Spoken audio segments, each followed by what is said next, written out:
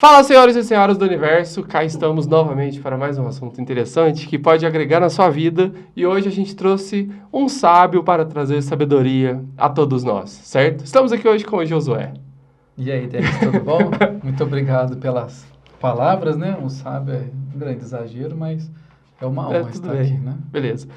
Josué, vamos lá, vamos falar sobre ânimo na igreja, sobre por que a nossa igreja nos desanima. E a gente sabe que isso acontece demais. Por quê? Igual a gente tem comentado aí nos cultos, nós somos pessoas instáveis. E por sermos pessoas instáveis, tipo assim, em questão de sentimento, em questão de saúde, às vezes a gente está bem de saúde, às vezes a gente come mal e fica desanimado. Isso influencia no nosso desempenho na igreja e no nosso desempenho com as coisas de Deus. E eu imagino também que o pastor desanima, todo mundo tem momento de desânimo. E aí eu acho que é aí que Deus entra na nossa vida, da gente entregar esses momentos para que a gente consiga sempre fazer o melhor possível. E primeira pergunta, você já ficou desanimado nessa igreja? Não precisa ser nessa, mas na sua vida, você já desanimou numa igreja? Bom, indo bem direta, como a pergunta foi direta, respondendo isso de forma direta também, sim, né? Tanto que já me desviei dos caminhos do Senhor 2 vezes, inclusive, né? Foi uma ainda quando era antes de casar, ainda quando era jovem, né? Quantos anos, mais ou menos? Isso foi com uns 19 anos, mais ou menos, 20, né? Mas aquela idade, né? De namoro e tal, aí não deu certo. Aquela idade que você não sabe o que você esposa, quer. Ia ser minha esposa, largou de mim e falou, vou curtir a vida e tal, né? E aí, depois, quando a gente teve um término do casamento, né? A gente chegou a ficar um período separado. Depois posso comentar isso com mais detalhes, né? Mas hoje voltaram e está tudo de boa. Sim, graças a Deus.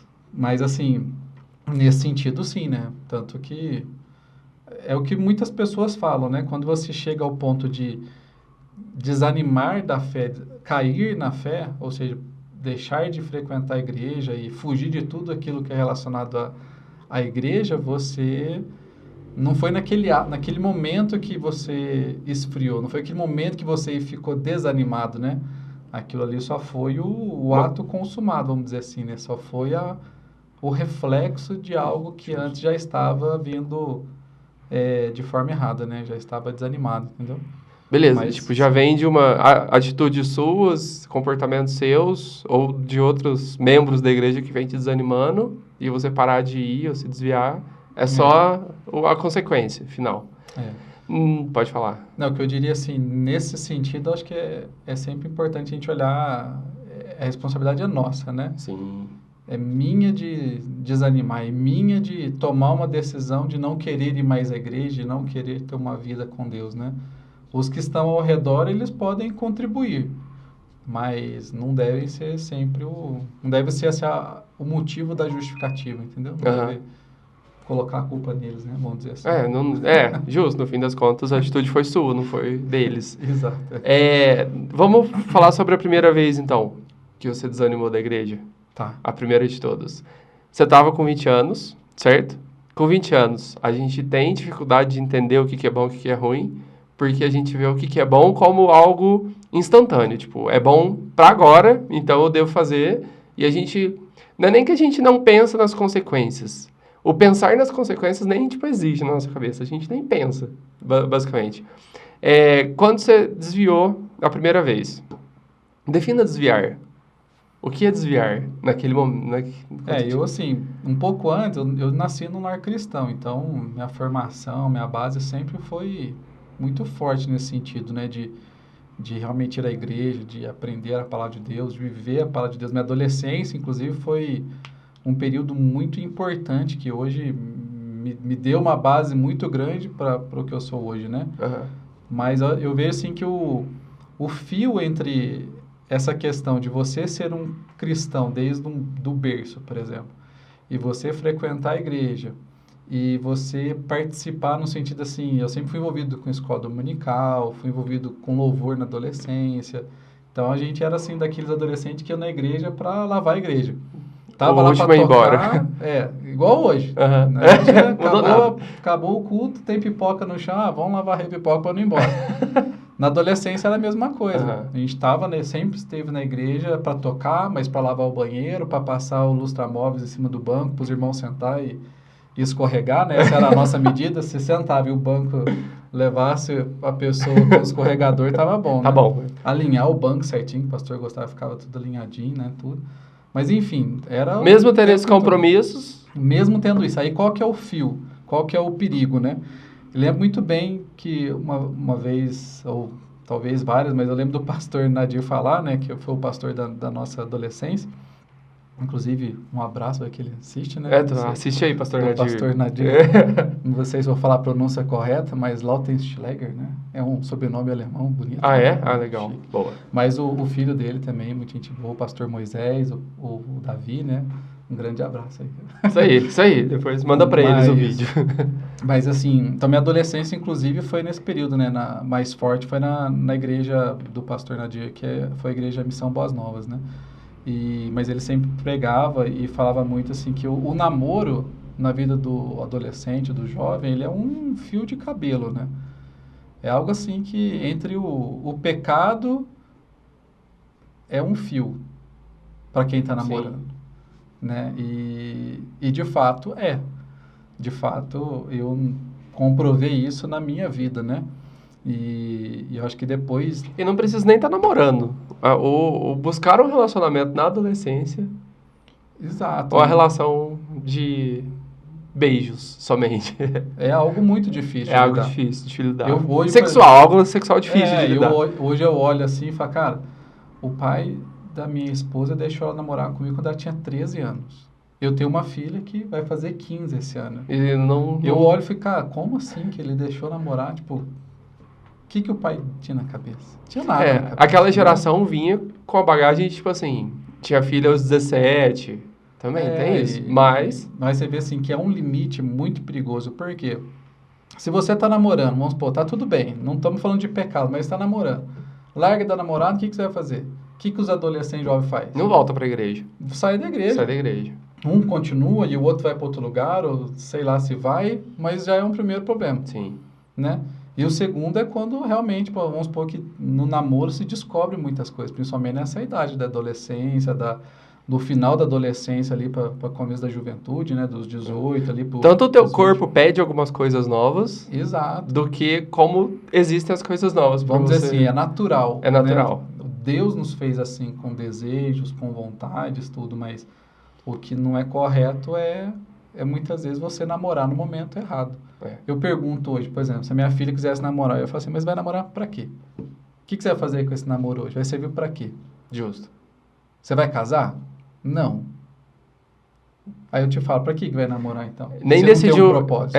Tipo assim, você nem decidiu muito a sua profissão, não decidiu o que você quer estudar. Nada ainda. Exatamente. Ainda queima a mão no fogão, põe a mão no fogão quente. Exato. Vai pegar a forma quente, tem que falar, põe a luva, senão, nossa, tem que pôr a luva. Né? Tipo, você quer participar aqui, Júlia? Ela tá ouvindo, né? Ela tá bem aqui. Que sirva mas realmente, essa direta. Já ficou a lição aí pra você que tá assistindo.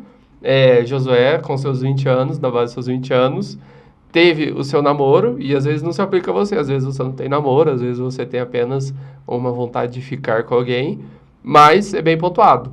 Essa questão de relacionamento, nessa idade, ela é um desafio interessante para você enfrentar no quesito de ficar na igreja ou sair da igreja, porque te convence a sair da igreja sem dó. Eu nem diria que é um desafio, dizer assim, não faça. Não faz. Foca em outras coisas. Por quê? Porque você não vai casar com aquela idade. Teu foco não é casar com 15 anos. Teu foco não é casar com 18 anos. Salvo algumas exceções, vamos dizer assim. Mas se o teu foco é servir a Deus, se o teu foco é ter um trabalho, descobrir uma profissão... Ou se você nem tem foco. Vai descobrir o que você quer ser na vida. Vai descobrir o foco. Acho que o principal nessa idade é justamente a pessoa se dedicar às coisas de Deus. Porque isso vai ser uma base única na vida da pessoa. Porque depois ela vai começar a, vamos supor assim, a entrar numa faculdade, ou ela vai ter um trabalho e vai consumir um tempo precioso da vida dela que ela não vai ter enquanto nessa vida adolescente. Depois ela vai casar. E aí ela vai ter talvez menos tempo ainda. E depois que ela casar e tiver filho, vai ter menos, ou seja, o tempo que você tem como adolescente hoje, você nunca mais vai ter na sua vida. não vai ter. E aí se você gasta ele com namoro, pensando em só coisa nesse sentido, é onde você acaba entrando, acho que numa cilada, né? Acaba sendo algo muito mais prejudicial, perigoso do que benéfico para Não ajuda. a vida. Pensando bem, nessa fase aí do, sei lá, vamos colocar uns 16, 17, acho que até uns 22, 23. É uma fase onde você não é nem tão criança para seus pais não deixar você não fazer nada, e você não tem realmente capacidade, e as pessoas não te enxergam como responsável. E então é uma idade que você está numa plena capacidade de exercer um ministério, de aprender uma coisa nova. E também você não é tão velho para ter tanto compromisso a ponto de não ter tempo. Então, e na Bíblia fala, em Provérbios, eu acho. Fala pra gente aproveitar a mocidade do jeito que você quiser. Quiser curtir a mocidade, vai curtir a mocidade. Mas depois Deus vai julgar isso e Deus terá... vai te cobrar esse tempo. Vai te cobrar esse tempo. E não é à toa, porque pensando bem, é realmente um tempo que... É o melhor tempo da vida. Em questão de Exatamente. disposição e tempo livre. Exatamente. E eu vi nesse momento, então, eu acabei, acho que... foi onde realmente, depois que a gente teve um termo de namoro assim, que eu peguei e falei, eu vou viver uma coisa que eu não tinha vivido ainda. Vou fazer uma coisa que eu não tinha feito por ter nascido num lar evangélico, né? Uhum. E aí, aquelas coisas assim que você faz meio sem pensar, né? Você não tem Então, capacidade para pensar. E foi um período curto, assim, não foi nada muito, tipo, nossa, fiquei a vida inteira, né, uma vida, sei lá, 10 anos, não, foi coisa assim de meses, porque aí logo depois já voltei, né? Uhum. Mas foi suficiente para sair da igreja e sofrer, vamos dizer assim, esse desânimo, né, espiritual, esse desânimo, diria assim, posso dizer que a igreja, sim, mas a igreja é a nossa linguagem, né? Eu diria mais um desânimo espiritual, né? Já estava fraco espiritualmente falando, né? E a igreja é a consequência física, a prática. Que é onde a gente tem o nosso exerce. Convívio, vamos dizer assim, social maior é na igreja. Né? Uhum. Ô, Júlio, você entendeu? Você entendeu? Então tá bom. Qualquer coisa eu repito. Qualquer coisa ele repete. Brincando. Então, beleza. Josué, é o seguinte. Passou por essa fase, beleza. Como você faria para evitar isso em termos práticos? Assim, ó, faça, entendeu? Se você puder falar, faça isso, isso, isso. Para poder evitar. Eu vejo assim, nessa questão mesmo de evitar o desânimo espiritual, uma vez eu ouvi uma mensagem do pastor Prado, em que ele falava assim que como que a pessoa nunca... O que ela tem que fazer para nunca cair na fé, para ela nunca perder o ânimo, vamos dizer assim. O segredo é um só.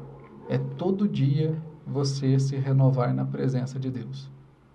O que significa o todo dia se renovar na presença de Deus? Se você todo dia você consegue orar, se você consegue ler a Bíblia, ou seja, se você tem um tempo com Deus, se você tem força, por exemplo, para jejuar, se você tem força para viver uma vida espiritual no sentido particular, independente da igreja, você e Deus, esse é o segredo. Porque todo dia você se renova na presença de Deus. Todo dia você acorda e coloca teu joelho no chão e fala, Deus, mais um dia, muito obrigado, me dá força para vencer, me reveste da tua armadura para que eu possa superar as lutas, as dificuldades que podem vir nesse dia. Todo dia, você se renovando, você não vai cair na fé. Não dando espaço para outros pensamentos. Exatamente. Esse é um perigo, porque em muitas situações da nossa vida a gente se vê inconstante. E a inconstância é justamente nessas coisas. Não é inconstante, eu falo assim, eu estou inconstante porque eu não estou indo na igreja hoje. Essa semana eu não fui, semana passada eu também não fui e tal. O problema não é não ir na igreja, o problema é você não orar, o problema é você não ler a Bíblia, o problema é você não querer as coisas. O problema está atrás das cortinas. Exato. O culto, a igreja é só um meio de nós estarmos reunidos como um corpo, como pessoas que têm a unidade no espírito de estar juntas. Sim. Mas, cara, não vai ser na igreja que vai, vamos dizer assim, te motivar a fazer algo ou te desmotivar a fazer algo. É antes o disso. interno, é o É. você sozinho. Exatamente. Em termos práticos, o que você faria hoje para não acontecer isso de novo e qualquer jovem ou adolescente que possivelmente pode assistir? Seria, então, se renovar todos os dias, lendo a Bíblia, orando. Buscando, querendo realmente ter uma vida com Deus, diferente de práticas religiosas, vamos dizer, legalismo, né? Vamos dizer assim. Mas, realmente, assim, se preocupar com as coisas de Deus. Nessa fase da vida, da adolescência, no começo da juventude, em se preocupar, realmente ter uma vida convertida a Deus. Realmente ser uma pessoa, um cristão de verdade. Não uma pessoa, por exemplo, que vai na igreja porque os pais levaram ela desde criança, desde adolescente, e ela acostumou aí. É Uhum. totalmente diferente, né? Então, acho que esse é o principal É o ponto ponto. prático, assim, de, pô, não se preocupe em namorar agora, você não vai casar, deixa pra depois, né? Isso, é. Você não tem dinheiro para comprar uma pipoca na praça, meu, esquece, larga a mão. Larga a mão. Se a sua fonte de renda é os seus pais para você comprar aquela pipoca, você tem o dinheiro, mas ainda não é o certo. Eu lembro uma vez que eu falei pra Josiana assim, nossa, a gente sempre tinha, na época dos jovens, assim, que descia lá pra ficar lá na praça, tocando violão em frente aos carrinhos de lanche. Aham. E a turma sempre ia no tal de um vagão que tinha lá, que depois até pegou fogo tudo, mas Nossa, sei eu lá o que lembro. aconteceu. E a gente sentava lá e eu falava, não, Josiana, não é pra você ver todo mundo comendo lanche. Eu falava, um dia eu vou ter dinheiro pra comprar um lanche pra você. Ó, pra você ver. Esse dia chegou. Não, agora... Agora dá. Agora dá pra comprar o lanche que ela quiser, mas... Ó, pra você ver. A preocupação, né? Seria comprar um lanche pra namorada. E se a pessoa quer um relacionamento? Vamos supor que a pessoa se encaixou, deu certo o relacionamento, ela achou uma outra pessoa com os mesmos propósitos, que também ora e tal. Você acha que isso é ruim? Eu acho que é muito perigoso. É o fio. É o fio de cabelo. Até quando você vai conseguir andar em cima desse fio de cabelo? É o fio, literalmente o fio. É um fio. Porque pro fio romper, cara, pensa assim, ó, num relacionamento... Na prática, o que é o fio? O fio é o limite, por exemplo, assim, ó, eu sei que... Não, em atitudes, entendeu? Em atitude, por exemplo, qual que é o limite entre, por exemplo, você vai namorar e vai beijar sua namorada? Qual é o limite? Você vai conseguir namorar ela com ela sentada numa ponta do sofá, você em outro e o pai dela no meio? Complicado. Sabe, tipo assim, o limite que eu quero dizer, assim, que horas, quanto tempo que você vai conseguir não tocar nela de uma maneira desrespeitosa? Entendi. Por quanto tempo? Talvez você vai namorar 1 mês, 2 meses, não, ok, beleza, glória a Deus, tá morando junto, vai passar 1 ano. Uma hora vai chegar. 2 anos, É. Quanto tempo? Sim. Porque você tá namorando, vamos supor, encontrei alguém na minha vida, vamos supor, aos 18 anos. Você vai namorar quanto tempo até casar? Uns 2, 3, 4? Quanto tempo você consegue segurar para não ter uma relação sexual? Sim. A intimidade vai aumentando, o interesse vai aumentando, o desejo vai crescendo. O fio é esse. A hora que o fio se rompe, Aí... não toque a mais, não, nossa, ai, me perdoa, hoje, nossa, aconteceu, eu te toquei de uma maneira que eu não podia, não, vamos jejuar, vamos ler a Bíblia aqui junto, vamos. Aí você vai ler a Bíblia, jejua. Aí consegue, beleza. Aí passa mais um pouquinho, 2, 3 meses, acontece de novo. Aí passa mais um mês, acontece de novo. Aí daqui a pouco você está indo na igreja, você está tocando no louvor, você está frequentando as atividades da igreja em pecado. E a questão, assim, que eu Porque- vejo... Pode Não, falar. porque eu falo assim, porque aí você não consegue tomar nenhuma decisão. Fala assim, eu não consigo largar porque eu amo demais, gosto É isso que eu demais, ia falar. e ao mesmo tempo você não consegue ter coragem de falar pro teu líder ou pro teu pastor, falar, pastor, tô em pecado, É. não- sabe?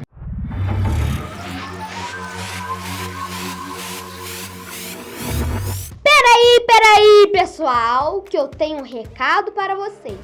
Se você está gostando desse conteúdo, se inscreva, deixe um like e a sua obrigação é mandar para um amigo ou familiar. Continue agora com este vídeo e tchau! A questão que eu acho que, assim, atrapalha muito, além da questão bíblica, da questão de princípio, é que quando a gente está nessa idade, é aquela questão da gente não ter como tomar decisão. A gente não sabe, a gente não pensa nas consequências, e aí essas coisas vão ficar na sua cabeça, vão prejudicar na igreja, no trabalho, em casa, vai prejudicar de muitas maneiras que só vivendo para entender. Vai prejudicar de outras maneiras, assim, como é que eu posso explicar? Enfim, vai te prejudicar de outras maneiras, porque a pessoa não tem maturidade e não tem como entender as consequências daquilo. Mas aí o seu comprometimento com as coisas vai diminuir, o seu desempenho com as coisas vai diminuir, a sua produtividade vai diminuir, você já não vai olhar tanto para as coisas de Deus como você olhava até essa fase passar. Mais ou menos isso. Enfim. E um ponto é assim, né? Algo que é muito relevante, e eu fui aprender isso depois com o meu próprio erro, mas o que é muito interessante e que é um desafio, que é algo sábio para os jovens dessa idade é aprender com o erro dos outros. Não esperar acontecer comigo e falar, nossa, realmente falaram para mim que namorar nessa idade é perigoso, mas eu não acreditei e eu fui lá e eu fui fazer. Tipo, aprende com os outros, vê o exemplo dos outros, pergunta, se interessa. Estamos falando de salvação. Vamos dizer assim, eu tive sorte, Jesus não voltou. Mas se eu tivesse desviado, abandonado... Nossa, é verdade, cara. Exato. Aí eu ia falar o quê? Nossa, minha primeira vez que aconteceu você vai culpar sua namorada, seu namorado? Tipo, por conta, cara, assim, porque não é só a questão do pecado em si, a questão é abandonar a fé depois. Se você errou, pecou, não tem problema, mas, cara, beleza, levanta a cabeça, eu sempre falo isso, cara, pecou, levanta a cabeça, pede perdão e vamos embora, continua, vai pra frente. Agora, depois, quando você abandona, que você sai, desvia, você não quer nem ouvir falar, ninguém quer da igreja, nem cancela todo mundo no celular, vamos dizer assim. E tem um outro ponto também, porque a gente está falando que é errado, as consequências disso na sua vida inteira, mas tem outro lado também. Às vezes você pode deixar de fazer as coisas de Deus, as coisas da igreja, por sentir culpa. E achar que se sentir sujo, e se sentir que por estar fazendo essas coisas, você não pode exercer seu ministério, você não pode ir na igreja, enquanto, na verdade, realmente tem um limite. Mas, pensa assim, não sei o que você vai fazer na igreja, mas aquilo precisa ser feito, senão você não, entendeu? Aquela função precisa ser feita. Então, essa é uma outra consequência também, entendeu? Eu vejo assim, vamos supor que tem um caso, assim, tá namorando e a pessoa tá em pecado. Tem lá algo para ser feito na igreja, tem um ministério, Ele tem um ministério a ser realizado. Mas se a pessoa entende que a ação dela em pecado é mais prejudicial, se ela tem essa maturidade, pelo menos, de falar, cara, eu vou tentar me consertar primeiro numa questão para depois fazer as coisas, eu acho que eu entendo que é mais correto. Sim. Né? É claro que ela não pode simplesmente desistir da vida cristã. Então, se desistir porque não acha mais digno e, tipo assim, só porque eu fiz isso eu já vou para o inferno. Por isso que é importante, vai lá, fala com o pastor, né? Leva pro pastor, fala, pastor, estou passando nisso, a dificuldade, essa luta, vê alguém que você confia, não vai sair contando para todo mundo também, né? Mas alguém que você confia, que talvez é mais maduro, que você vê como referência, fala, cara, o que eu faço? Né?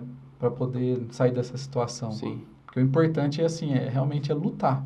O importante é você entender que você está numa guerra e você tem que lutar e às vezes você caiu numa situação, numa armadilha que faz parte da guerra, mas você vai ficar ali caído como se fosse um crianção, um chorão, machuquei, caí, vou ficar aqui para sempre. Não levanta, vamos para frente. Errou aqui, aprende com o erro, vai para frente e continua. E vai, sim. Não desanima, igual eu falo, não vou desanimar do meu ministério porque eu pequei. Vou me reconciliar com Deus e aí continuar, né? O ideal é não parar, tipo assim, arrumar a sua vida para continuar. Exato. Não parar nem porque você se sente culpado e nem porque você quer fazer mais.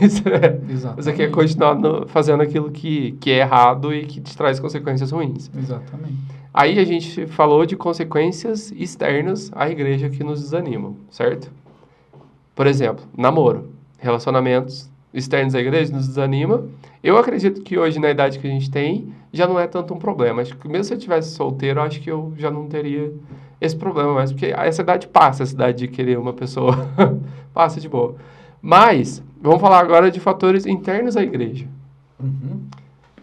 Internos à igreja, vamos lá. Então, vamos lá. Por exemplo, a gente falou que isso é uma das coisas que pode... Você tem alguma coisa para falar sobre externo? Tem algum outro exemplo para dar? Eu diria assim que não tem uma questão da idade. Não tem uma questão da idade? Por quê? Eu casei, eu não estou no meu igual no comentei, meu momento. Né? E eu dizei 2 vezes, né? Essa primeira foi ainda quando eu estava ali terminando a adolescência e indo para a juventude, ali no início da juventude. O outro foi quando eu já estava casado.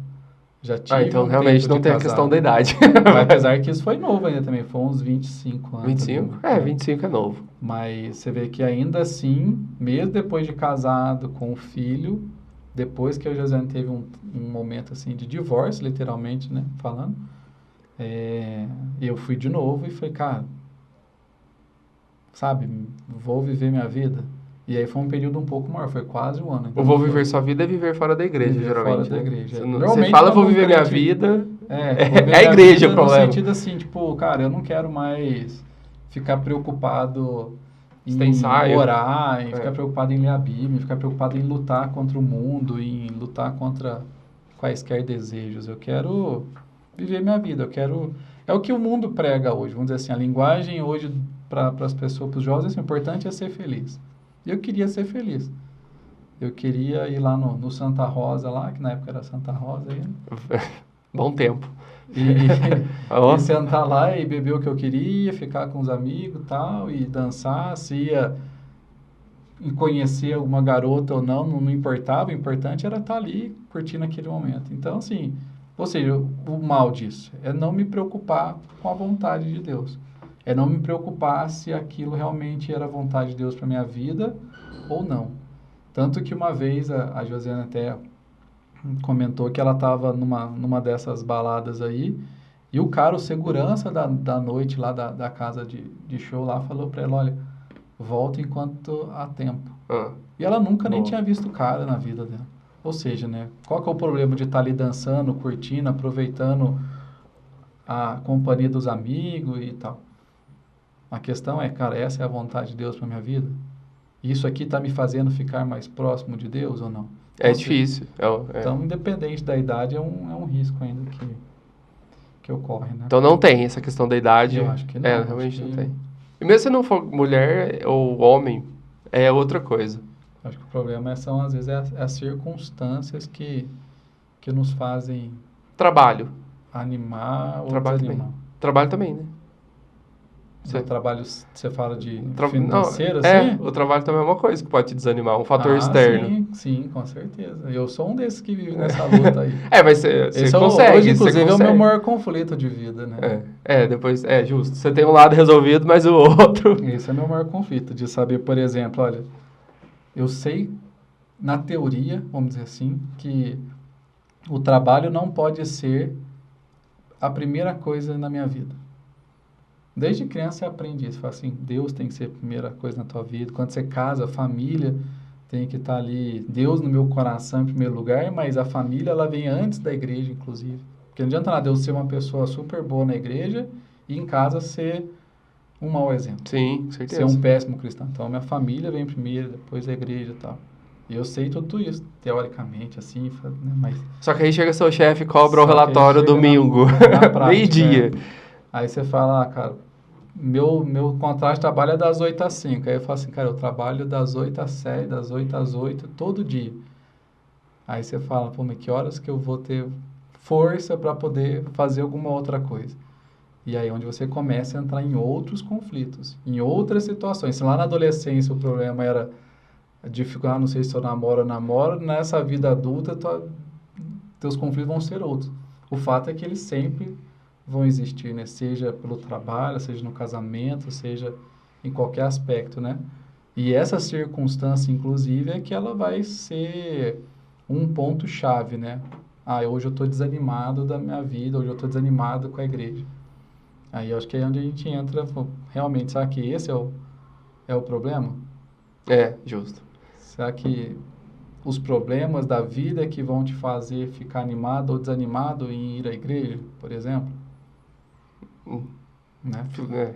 Reflexivo.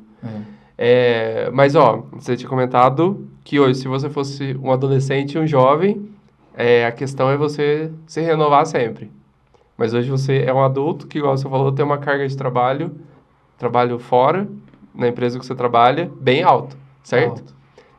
A recomendação ainda é a mesma, se A renovar mesma. sempre. E você consegue se A renovar? mesma. Como você consegue fazer? Eu, assim, eu não sou hoje eu já fui mais disciplinado. Muito mais. Mas eu vejo ainda assim, hoje ainda que eu tenho, assim, vamos supor, eu acordei. Cara, uma vez eu li isso numa frase, se não me engano, foi no livro de Heróis da Fé, que um lá dos heróis falava assim que uma vez ele descobriu que a primeira coisa que ele tem que fazer na vida dele é falar com Deus. Porque se ele fala com qualquer outra pessoa, falou com a esposa primeiro, antes de falar com Deus, vai dar ruim. Boa. Então ele aprendeu que antes dele falar com a esposa, bom dia, amor, ele vai primeiro falar bom dia para Deus. Ou seja, eu tento fazer isso, cara, não significa que eu vou lá fazer um devocional de 1 hora, regradinho, de maneira sistemática, de maneira assim, disciplinada, mas cara, se eu acordo de manhã, eu vou lá, faço minha oração, agradeço a Deus, coloco minha vida diante de Deus, tento ler algum capítulo da palavra, algum texto que vai me fazer meditar ao longo do dia. Isso é o que para mim hoje, eu entendo como todo dia eu estou me renovando na presença de Deus. Por quê? Eu estou entendendo assim que na prática eu estou colocando a minha vida nas mãos de Deus. Boa. Então se eu vou ter um relacionamento com a minha esposa, com os meus filhos, se vai ser no trabalho, se vai ser no relacionamento com outras pessoas dentro da igreja, onde quer que for, eu estou colocando tudo isso diante de Deus, para que Deus me use, para que eu seja um instrumento nas mãos de Deus. Então, seja uma maturidade, uma forma assim que eu vejo de, cara, não preciso ficar ali bitolado, não, tem que ser 1 hora, tem que ser isso, tem que ser aquilo. O importante é falar, cara, eu acho. O importante é você ter o coração ali. Isso. A tua motivação para fazer qualquer coisa tem que ser essa. Uhum. Em estar na presença de Deus, fazendo a vontade de Deus, seja aonde for, né? Sim. Eu sempre penso que seja no trabalho, ou seja, dentro da igreja, minha vida não tem secular e vida religiosa, é uma vida só. Então, tudo que eu faço tem que ser para honrar a Deus, a palavra assim. Tudo que você vai fazer tem que ser como se fosse para Deus. Sim. Então, no meu trabalho, em qualquer lugar, eu estou fazendo para Deus. Como é que é a frase lá do cara? Se você, quando você acorda, a primeira pessoa que você tem que falar... Dar um bom dia para Deus primeiro. É para Deus primeiro, porque Nem para a esposa dá certo, tem que ser para Deus. Boa. Então, isso serve assim, se você está enrolado com o trabalho, se você está enrolado com estudo, faculdade, escola, sei lá que seja, eu acho que a ferramenta é a mesma. É mais ou menos esse caminho. Beleza.